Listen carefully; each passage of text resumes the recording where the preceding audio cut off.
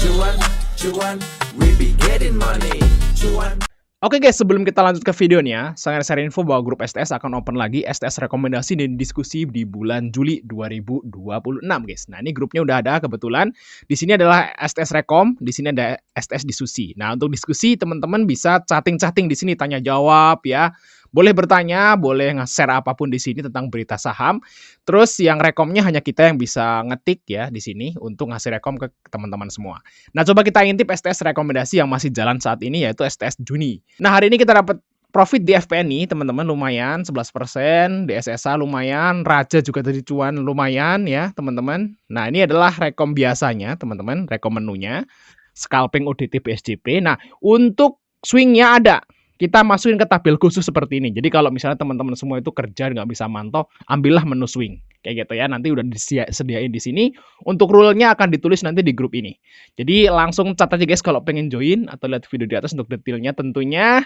Kita lanjut ke videonya. Oke teman-teman, nah kita akan jawab pertanyaan ya. Di sini ada yang bertanya, Bang, ini kan IPO-nya udah selesai sepertinya, udah nggak akan nambah lagi karena udah ada yang waiting for offering. Biasanya kalau udah ada yang waiting for offering itu nggak akan nambah lagi teman-teman ya, IPO barunya di bulan tersebut. Berarti di bulan Juli ada 6 nih teman-teman, kemungkinan besar ya nggak akan nambah lagi.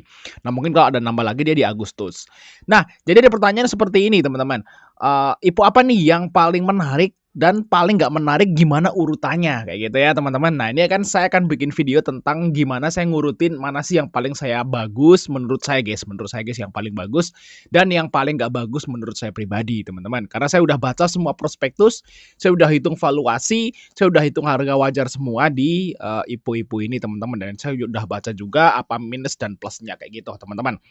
Nah, tonton video ini sampai akhir tentunya ya. Jangan lupa untuk like dan subscribe untuk dukung channel ini biar makin berkembang terus. Tapi sebelum itu jangan lupa untuk join STS rekomendasi. Ini grupnya udah ada guys, yaitu STS Juli. Teman-teman yang nanti akan gabung akan kita undang ke dua grup ini tentunya. Nah, untuk saat ini masih jalan STS Juni ya, sampai akhir Juni nanti. Kita hari ini dapat profit di Jawa, Koci ya guys ya. Terus ada BCIC, Laju, ada ISAT, TP swing 1 ya. Jadi swingnya dapat 1 nih teman-teman. Nah, Koci ini cuan berapa? 7%. Koci bukan Kocu. Koci teman-teman ya. Langsung cat aja guys kalau pengen join untuk dapetin rekom saham harian dan swing seperti ini teman-teman ya. Jangan sampai kelewat karena akhir bulan kita udah closing. Nah, kita akan bikin di sini aja teman-teman ya, yang udah kita catetin di sini. Saya akan kasih nomor di sini teman-teman. Nah, ini dari nomor 1 sampai nomor 6. Urutan yang paling menarik nomor 1, yang paling nggak menarik itu nomor 6. Kayak gitu teman-teman ya. Nah, oke, yang pertama yaitu yang paling menarik dulu, nomor 2. Yang paling menarik nomor 2 yaitu PRDL guys. Nah, PRDL itu kita kasih nomor 2 teman-teman. Ya. Termasuk yang paling menarik. Kenapa? Alasannya PRDL ini termasuk menarik urutan nomor 2. Yaitu karena dari valuasi masih medium, terus untuk dananya yang dihimpun tuh kecil, antriannya paling rame, teman-teman. Terus di dalam prospektusnya itu nggak ada masalah, teman-teman. Untuk masalah underwater-nya ini masih tanda tanya karena AZ ini dia itu ngiponya sering barengan ya, jarang solo kayak gitu ya. Dan kita belum tahu perform dia waktu dia solo itu gimana. Tapi apapun itu kita udah cek-cek dari segala aspek ini, kalau menurutku ini wajib di-buy teman-teman ya untuk si PRDL. Nah, dia IPO tanggal 9, berarti sendiri dia IPO-nya teman-teman. Antriannya juga rame, kecil dan lotnya sedikit. Jadi istilahnya nantinya harusnya barang nih akan kering banget nih di PRDL. Nah, ini masuk urutan yang paling menarik nomor 2 teman-teman. Nah, yang nomor 3 teman-teman. Yang nomor 3 kita jatuhkan ke BATS. Ya.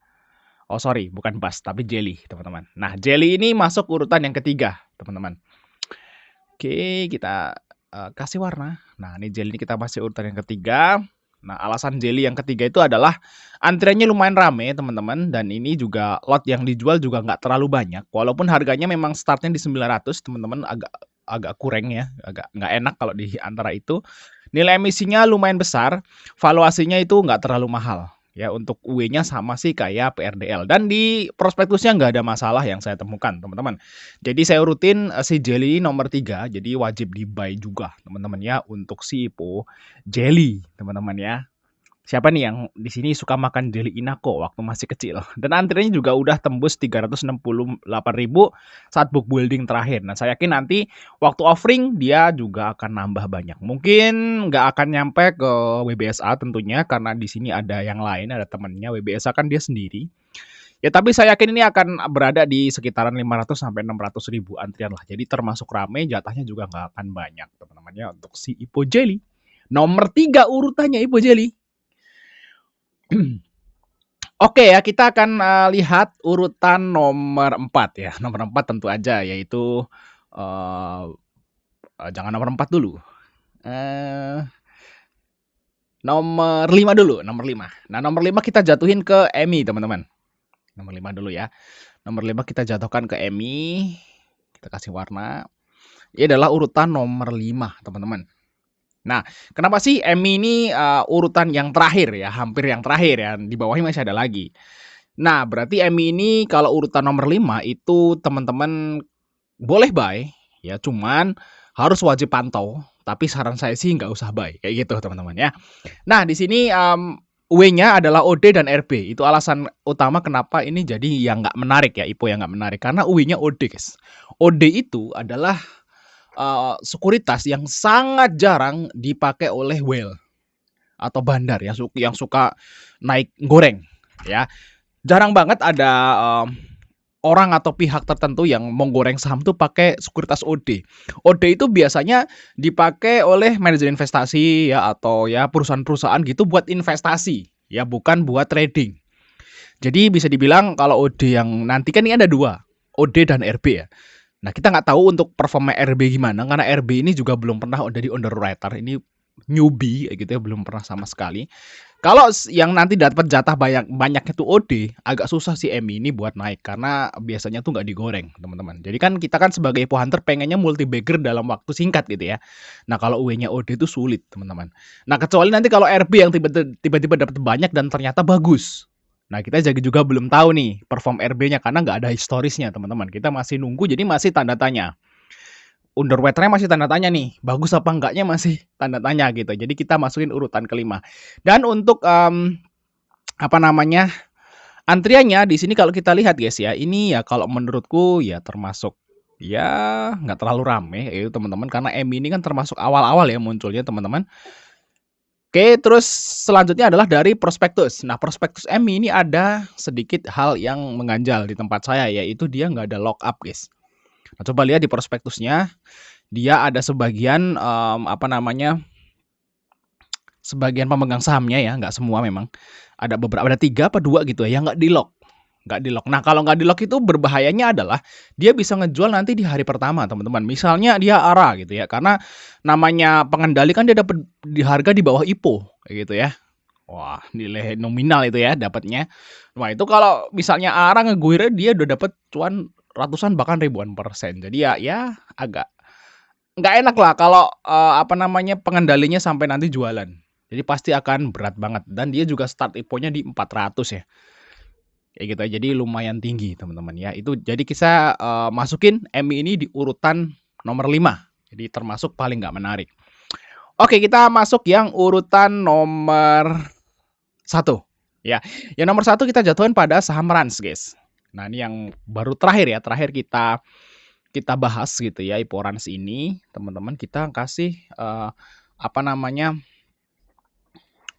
ini adalah IPO yang paling direkomendasikan gitu ya, menurut saya pribadi gitu ya, paling banyak di-buy harusnya sih teman-teman, seperti itu. Nah, alasannya ada beberapa, yaitu WLG teman-teman.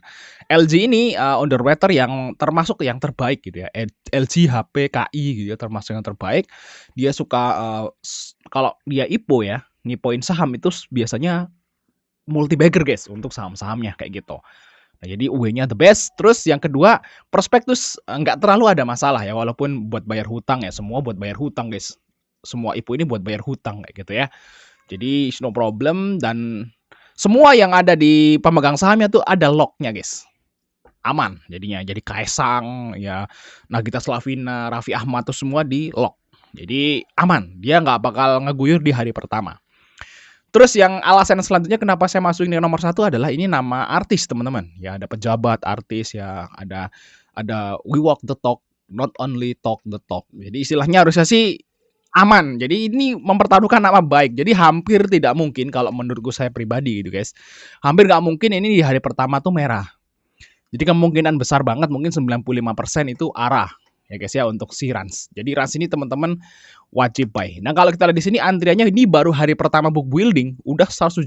Ini ramai sekali. Nanti ini bisa mungkin menyamai atau melebihi rekor WBSA nantinya teman-teman ya. Karena ini masih lama banget nih, masih tanggal 10 IPO-nya. Jadi ini teman-teman saya masukin ini yang paling menarik nomor 1, beli IPO Rans ya, mau bangun Cipung Land. Oke, terus nomor yang terakhir teman-teman. Nah, ini nomor yang terakhir yaitu IPO ini, yaitu IPO JEC guys. JEC kita masukin yang nomor 6. Nah, JEC kenapa saya masukin yang terakhir, yang paling nggak menarik yang terakhir guys. Ada beberapa alasan teman-teman. Yang pertama adalah startnya ini mahal. Mahal. Ya, ini valuasi udah mahal gitu ya. Kalau si Rans mahal tapi UE-nya bagus. Gitu ya. Terus dia nggak ada masalah di apa namanya? Oh ya, UE-nya sama ya sama JEC ya. Dia mahal ya. Startnya di harga 135. Nah, kalau si JEC itu udah mahal, startnya di 1.200. Bisa dipahami walaupun UE-nya sama gitu ya, sama-sama bagus UE-nya. Tapi di sini sama-sama mahal juga. Cuman startnya di 135, jadi startnya di 1.200. Jadi biasanya kalau saham yang IPO-nya itu di harga tinggi, itu naiknya juga agak lumayan berat nantinya teman-teman, kayak gitu. Nah, sebenarnya sih nggak masalah juga mahal harga di 1.000-an gitu, nggak ada masalah. Yang jadi masalah adalah dari prospektusnya teman-teman. Prospektus JEC itu ada namanya divestasi. Nah, udah saya jelasin di bagian bedah prospektus ya.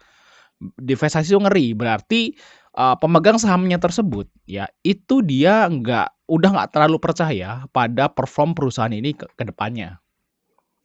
Ya, pemiliknya ya udah mau jual kok. Biasanya kalau IPO yang normal itu dia kalau IPO itu dia akan menjual saham yang baru. Jadi pemiliknya itu masih punya lot yang sama. Nah, kalau di JEC beda, dia ngejual sahamnya 5% kalau nggak salah teman-teman. Punya dia sendiri, dia langsung ngurangin porsi, diguyur ke retail kayak gitu. Jadi jelek sih kalau menurutku guys. Dan saya nggak berani karena waktu itu yang terakhir kali saya rugi di IPO Maxi. Ya. Di IPO Maxi itu saya rugi karena dia di divestasi tadinya saya nggak masalah lah divestasi juga, IPO-nya juga cuma sedikit, ternyata memang bahaya kayak gitu. Jadi saya nggak mau ngulangin kesalahan yang sama teman-teman. Jadi kemungkinan besar JEC saya nggak akan beli teman-teman ya. Karena alasan divestasi tersebut dan dia juga nilai emisinya paling besar kayak gitu ya. Jadi ya beresiko lah kayak gitu. Dan biasa aja nanti JEC malah multi bagger. Bisa aja ya teman-teman. Tapi saya menurut pengalaman saya aja di masa lalu saya nggak akan beli IPO yang ada divestasinya. Kayak gitu teman-teman. Oke ya, terus lanjut ini berarti batch nomor 4 kayak gitu ya. Nah, ini nomor 4 teman-teman BACH. Nah, BACH ini kita kasih medium lah, bisa dibeli juga bisa enggak. Tapi kalau saran saya sih dibeli aja, tapi porsinya mungkin dikurangin aja. Dan di sini UE-nya AO. Nah, AO ini adalah underwater yang agak kurang, teman-teman. Dia sering ngijoin saham di hari pertama, cuman jarang banget jadiin IPO-nya tuh multi bagger. Beda masih LG ya atau HP kayak gitu. Kalau si AO ini naik udah sekali dua kali habis itu turun. Kayak gitu kebanyakan seperti itu ya. Lihat aja di historisnya teman-teman. Jadi kalau buat tipe hunter tuh agak kurang menarik yang seperti itu. Kita kan maunya berdiri-jilid gitu ya, sampai ratusan ribuan persen kayak gitu. Profitnya di bulan yang sama kayak gitu. Jadi AO ini nggak pernah seperti itu. Nah, UE-nya kayak gitu. Terus untuk masalah dari yang lain sih sebenarnya sih nggak ada masalah teman-teman. Antrian juga lumayan oke. Dan kemungkinan sih kalau batch ini saya tetap beli. Jadi kesimpulannya adalah saya itu akan beli ya semua resource saya akan beli di nomor 1 dan nomor 2 teman-teman. Nomor 1 dan nomor 2 ini saya akan buy dengan semua resource yang saya miliki. Kayak gitu bisa dipahami ya di sini ya. Wah, saya punya berapa lah itulah saya masukin di kedua IPO ini. Nah, untuk IPO-nya si nomor 3 dan 4 ini juga saya akan beli teman-teman. Cuman mungkin resource-nya nggak akan sebanyak ini kayak gitu. Untuk si Jelly masih oke lah kita beli juga gitu ya, resource yang besar. Nah, untuk si Bas mungkin agak dikurangin. Nah, untuk IPO yang nomor 5 dan nomor 6 yaitu EMI dan JEC ya kemungkinan Kalau toh saya masih ada sisa uang, saya akan beli EMI-nya, tapi saya nggak akan beli JEC. Kayak gitu teman-teman ya, bisa dipahami ya, kayak gitu. Oke, thanks sudah nonton teman-teman. Ini adalah urutan, rekomendasi gitu ya, tapi ini disclaimer on. Ya bisa aja apa yang saya bilang nomor 6 itu bisa jadi multi bagger, apa yang saya bilang nomor 1 juga nggak akan naik juga bisa aja teman-teman ya. Jadi analisa lagi masing-masing, ini buat tambahan informasi aja. Thanks sudah nonton, sampai ketemu di video berikutnya teman-teman.